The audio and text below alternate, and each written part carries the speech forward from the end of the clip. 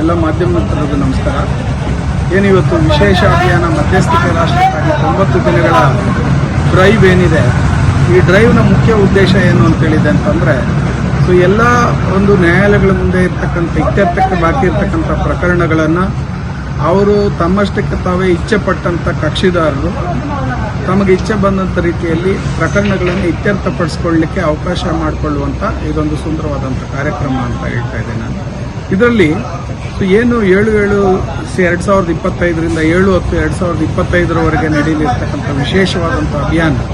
ಈ ಅಭಿಯಾನದಲ್ಲಿ ನಾನು ಏನು ಹೇಳಕ್ಕೆ ಇಷ್ಟಪಡ್ತೀನಿ ಅಂತ ಹೇಳಿದೆ ಅಂದರೆ, ಯಾರು ಇದರಲ್ಲಿ ಫಲಾನುಭವಿಗಳು, ಎಲ್ಲಿ ತಮ್ಮ ಫಲಾನುಭವವನ್ನು ಕೇಳಬೇಕು ಅಂತಕ್ಕಂಥ ವಿಷಯಗಳನ್ನು ತಮ್ಮ ಮುಂದೆ ಇಡಲಿಕ್ಕೆ ಇಷ್ಟಪಡ್ತೇನೆ.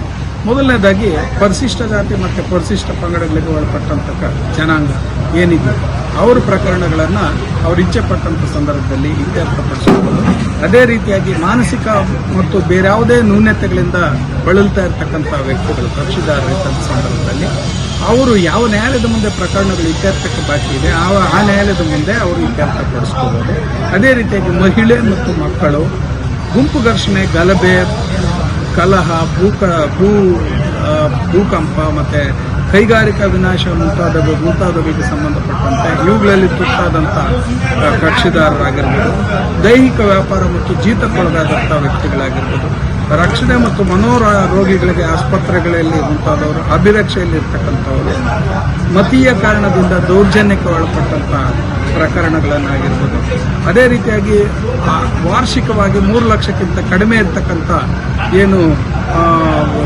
ಕಡಿಮೆ ಇರುವಂಥ ಎಲ್ಲ ವರ್ಗದ ಜಾತಿ ಕಕ್ಷಿದಾರರು ತಮ್ಮ ಪ್ರಕರಣಗಳನ್ನು ಇತ್ಯರ್ಥಪಡಿಸ್ಕೋಬೋದು. ಈ ಒಂದು ಸವಲತ್ತನ್ನು, ವಿಶೇಷ ಸವಲತ್ತನ್ನು ಪಡ್ಕೋಬೋದು ಅಂತ ಹೇಳ್ತೀನಿ. ನಂತರ ಇದನ್ನು ಎಲ್ಲಿ ಪಡ್ಕೋಬೇಕು ಅಂತಕ್ಕಂಥದ್ದನ್ನು ಒಂದು ಯಕ್ಷ ಪ್ರಶ್ನೆ ಆಗುತ್ತೆ. ಸೊ ಅಲ್ಲಿ ಎಲ್ಲಿ ಅಂತೇಳಿದೆ ಅಂದರೆ, ಸೊ ರಾಷ್ಟ್ರ ಮಟ್ಟದಲ್ಲಿ ನ್ಯಾಷನಲ್ ಲೀಗಲ್ ಸರ್ವಿಸ್ ಅಥಾರಿಟೀಸ್ ಅಂತ ಇದೆ. ರಾಜ್ಯ ಮಟ್ಟ ಅಂತ ಹೇಳಿದೆ ಅಂದರೆ ರಾಷ್ಟ್ರೀಯ ಕಾನೂನು ಸೇವಾ ಪ್ರಾಧಿಕಾರ ಅಂತ ಇದೆ. ಜಿಲ್ಲೆ ಅಂತ ಬಂದಾಗ ಜಿಲ್ಲಾ ಕಾನೂನು ಸೇವೆಗಳ ಪ್ರಾಧಿಕಾರ. ಅದೇ ರೀತಿಯಾಗಿ ತಾಲೂಕು ಮಟ್ಟದಲ್ಲಿ ತಾಲೂಕು ಕಾನೂನು ಸೇವೆಗಳ ಪ್ರಾಧಿಕಾರ ಅಂತ ಇದೆ. ಅವರು ಇಚ್ಛೆ ಪಟ್ಟಂಥ ಸಂದರ್ಭದಲ್ಲಿ ಇಂಥದ್ದೊಂದು ಪ್ರಕರಣ ಇದೆ, ಇದನ್ನು ಇತ್ಯರ್ಥಪಡಿಸ್ಕೊಡಿ ಅಂತ ಅರ್ಜಿಯನ್ನಾದರೂ ಸಲ್ಲಿಸಬಹುದು.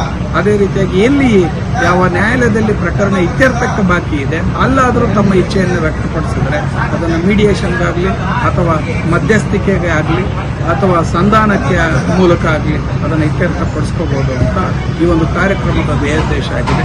ಅದರಿಂದ ಸಾರ್ವಜನಿಕರಲ್ಲಿ ನಾನು ಮನವಿ ಮಾಡಿಕೊಳ್ಳೋದು ಏನು ಅಂತ ಹೇಳಿದೆ ಅಂದರೆ, ಇದೊಂದು ಬಹಳ ಸುಂದರವಾದಂಥ ಕಾರ್ಯಕ್ರಮ. ಇದನ್ನು ಎಲ್ಲ ಸಾರ್ವಜನಿಕರು ಸದುಪಯೋಗಪಡಿಸಿಕೊಂಡು ಸಮಾಜದ ಸ್ವಾಸ್ಥ್ಯನ ಕಾಪಾಡಬೇಕು ಅಂತ ನಾನು ಮನವಿ ಮಾಡಿಕೊಳ್ಳೋದು.